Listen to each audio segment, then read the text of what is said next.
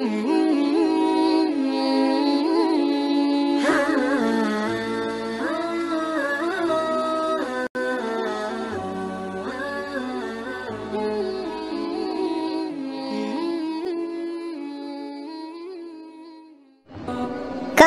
adalah sebuah bangunan dengan bentuk persegi empat dan disusun dengan batu-batu alam berwarna coklat kehitaman. Ka'bah merupakan sentral pusat ibadah bagi kaum muslimin, sebagai kiblat tempat umat Islam mengarahkan wajah mereka ketika sholat. Orang Islam sangat paham bahwa Ka'bah bukanlah sesuatu yang disembah. Kemuliaan Ka'bah di sisi umat Islam bukanlah sebagai berhala, wujud dari Tuhan atau bentuk dari Tuhan. Tidak ada satupun umat Islam yang meyakini bahwa Ka'bah adalah wujud dari Tuhan, dan tidak ada umat Islam yang menyembah Ka'bah. Namun, kita sebut saja mereka sebagai kaum polo dengkul, mengatakan umat Islam menyembah Ka'bah, mencium batu vagina, dan lain sebagainya. Sebenarnya, perkataan mereka itu adalah eksistensi dari dua paduan, yaitu polo dengkul dan jiwa mesum, sehingga segala sesuatu yang dilihat oleh mata mereka akan tampak seperti apa yang mereka bayangkan. Baiklah, Ka'bah dan Hajar Aswad tidak ada hubungannya dengan lingga dan yoni milik orang-orang Hindu. Kalau Anda menyatakan lingga dan yoni adalah lambang kemaluan laki-laki dan perempuan, itu memang benar apa adanya seperti itu, dan tidak salah dengan pernyataan Anda. Karena pada dasarnya lingga dan yoni adalah simbol hubungan dari Siwa dan Parwati, sehingga dunia ini menjadi hidup menurut mereka. Tapi jika Anda mengatakan Ka'bah adalah lambang seks, maka Anda bisa dipukuli sampai babak belur. Karena tidak ada satupun umat Islam yang menyatakan Ka'bah itu adalah lambang seks. Jadi bisa diambil kesimpulan bahwa penafsiran Ka'bah dan Hajar Aswad itu sebagai lambang seks ya hanya kaum polo dengkul saja yang sukanya seks dan suka makan daging babi. Ya wajarlah kalau otak mereka selalu kotor, yang dimakan dan pikirannya pun sama. Soalnya di dalam keyakinan Islam, Ka'bah adalah rumah Allah yang ada di bumi, pusat peribadatan, tempat yang dimuliakan, tempat yang penuh dengan aturan-aturan ilahiyah. Ka'bah itu hanya sebuah tempat, sebuah rumah, bukan wujud Tuhan atau bentuk Tuhan. Tidak ada yang meyakini bahwa Allah berada di dalam Ka'bah. Tidak ada yang meyakini Allah hadir di dalam Ka'bah. Tidak ada juga yang meyakini bahwa spirit Allah itu ada di dalam Ka'bah. Sebagaimana orang-orang polo dengkul menyembah Tuhan-Tuhan mereka, atau orang-orang kafir meyakini bahwa roh itu hadir di dalam berhala-berhala yang mereka puja. Islam tidak mengenal konsep seperti itu. Rumah Allah Subhanahu wa Ta'ala adalah tempat yang disucikan, sedangkan Allah Subhanahu wa Ta'ala berada di atas arsy-Nya yang maha agung. Pada kesimpulannya, Ka'bah itu hanyalah rumah Allah Subhanahu wa Ta'ala, sedangkan Allah berada di atas segala sesuatu. Dia tertinggi di atas segala sesuatu yang tinggi. Dia berada di atas arsy-Nya yang maha agung dan mengatur segala urusannya. Tidak usah dibayangkan apalagi mempertanyakan tentang wujud dan bentuk Allah Subhanahu wa Ta'ala. Satu hal yang harus kita ingat bahwa Allah berbeda dengan makhluknya. Wujudnya, kodratnya, iradatnya adalah sesuatu yang hanya Allah yang mengetahuinya. Manusia diberikan kebatasan terhadap akal dan pikirannya. Tidak ada yang sanggup untuk membayangkan Allah Subhanahu wa Ta'ala seperti apa, karena manusia mempunyai akal yang terbatas. Ka'bah adalah rumah pertama kali dibangun di bumi ini untuk menyembah Allah Subhanahu wa Ta'ala. Sebagaimana firman Allah Subhanahu wa Ta'ala, sesungguhnya rumah ibadah pertama yang dibangun untuk manusia ialah yang berada di Bakkah, yaitu Mekah, yang diberkahi dan menjadi petunjuk bagi seluruh alam. Surat Ali Imran ayat 96. Allah Subhanahu wa Ta'ala menyebutkan bahwa rumah ibadah yang pertama kali dibangun di atas muka bumi ini adalah Ka'bah. Berarti Ka'bah bukan dibangun pertama kali oleh Nabi Ibrahim alaihissalam. Bahkan Ka'bah telah ada sejak manusia pertama ada, yaitu Nabi Adam alaihissalam. Para ulama berselisih pendapat tentang siapa yang pertama kali membangun Ka'bah. Sebagian ada yang mengatakan yang membangun adalah Nabi Adam alaihissalam, sebagian lagi mengatakan yang membangun adalah para malaikat. Adapun Nabi Ibrahim alaihissalam disebutkan hanya meninggikan bangunan pondasi Ka'bah. Dalam ayatnya Allah Subhanahu wa Ta'ala firmankan, dan ketika Ibrahim meninggikan pondasi-pondasi dari Baitullah bersama Ismail, "Wahai Tuhan kami, terimalah dari kami, sesungguhnya Engkau yang maha mendengar lagi maha mengetahui." Surat Al-Baqarah ayat 127. Di dalam ayat ini Allah Subhanahu wa taala menjelaskan bahwa Nabi Ibrahim tidak membangun Ka'bah, tetapi meninggikan pondasi-pondasi Ka'bah, yang artinya pondasi Ka'bah telah ada sebelum Nabi Ibrahim alaihissalam. Ka'bah dulunya adalah rumah ibadah hingga beberapa generasi. Kemudian ketika manusia-manusia mulai menyembah berhala, maka Ka'bah pun ditinggalkan. Para peneliti telah memberikan bukti bahwa dahulu daerah Mekah dan Jazirah Arab adalah daerah yang hijau dan subur. Di sana menjadi pusat peradaban kuno dan juga tempat yang penuh dengan tumbuhan. Para peneliti dari University of New South Wales, Sydney, menerangkan bahwa di masa lalu Arab Saudi bukanlah tanah yang gersang, tetapi tanah yang subur dan dipenuhi dengan hutan.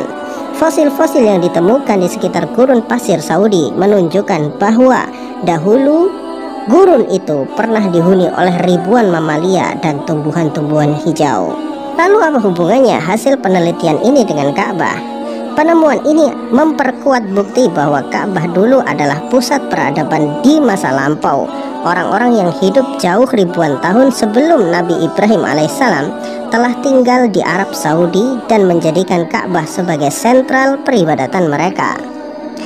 Jika Ka'bah dan daerah sekitarnya dulunya adalah tanah yang subur, tentunya ada peradaban yang terbentuk di sana.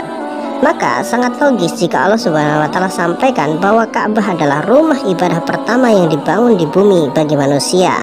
Logis karena di masa lalu Ka'bah, Mekah adalah daerah yang sangat subur.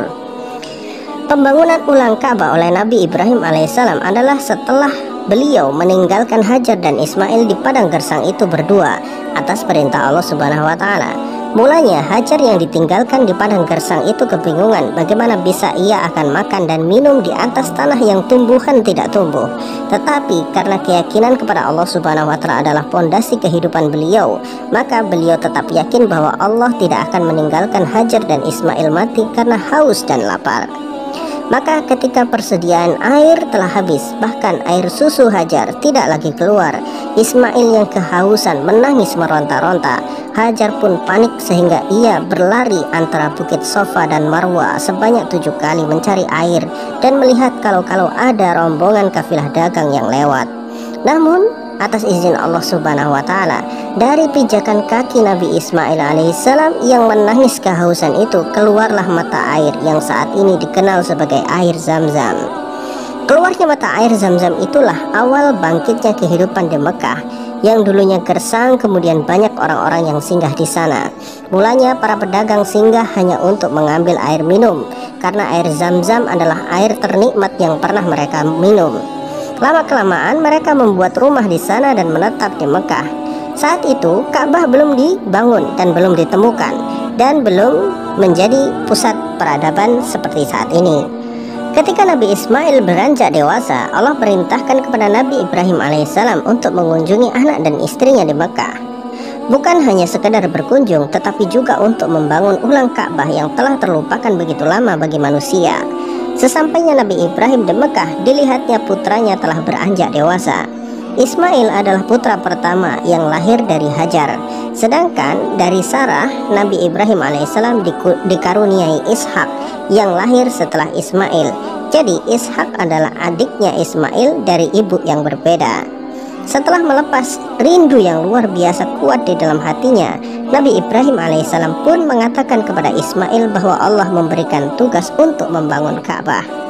Saat itu Nabi Ibrahim pun tidak tahu di mana posisi Ka'bah sampai Allah Subhanahu wa taala memberikan petunjuk kepada beliau. Hal itu Allah Subhanahu wa taala firmankan, "Dan ketika kami memberikan tempat kepada Ibrahim di Baitullah, janganlah kamu mempersekutukan sesuatu pun dengan aku, dan sucikanlah rumahku ini bagi orang-orang yang tawaf dan orang-orang yang beribadah dan orang-orang yang rukuk dan sujud." Surat Al-Hajj ayat 26.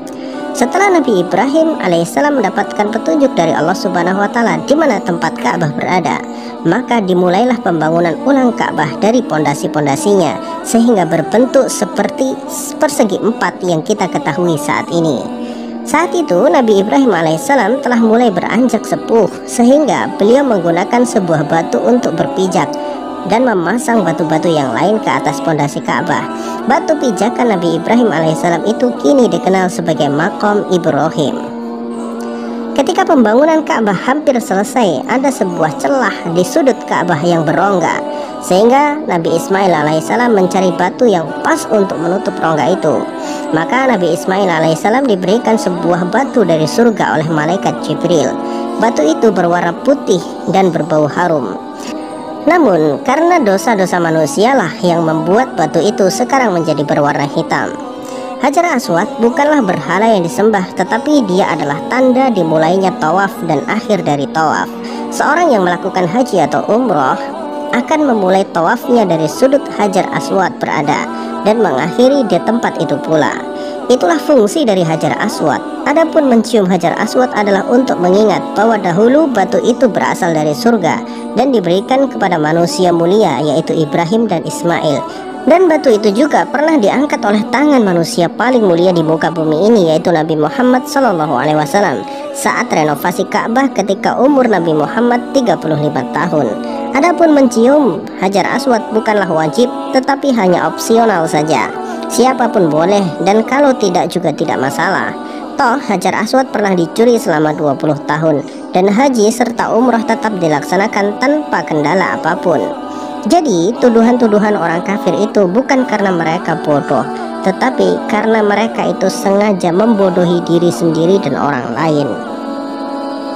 Setelah pembangunan Ka'bah selesai, maka Allah Subhanahu wa taala perintahkan kepada Nabi Ibrahim alaihissalam dan Nabi Ismail alaihissalam untuk melakukan haji. Hal ini Allah Subhanahu wa taala firmankan di dalam ayatnya, "Dan serulah manusia untuk mengerjakan haji, niscaya mereka akan datang kepadamu dengan berjalan kaki dan mengendarai unta yang kurus yang datang dari segenap penjuru yang jauh." Surat Al-Hajj ayat 27-28.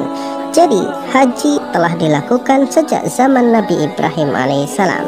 Sebagai umat Islam, kita harus paham tentang sejarah, karena sejarah itulah asal usul kita.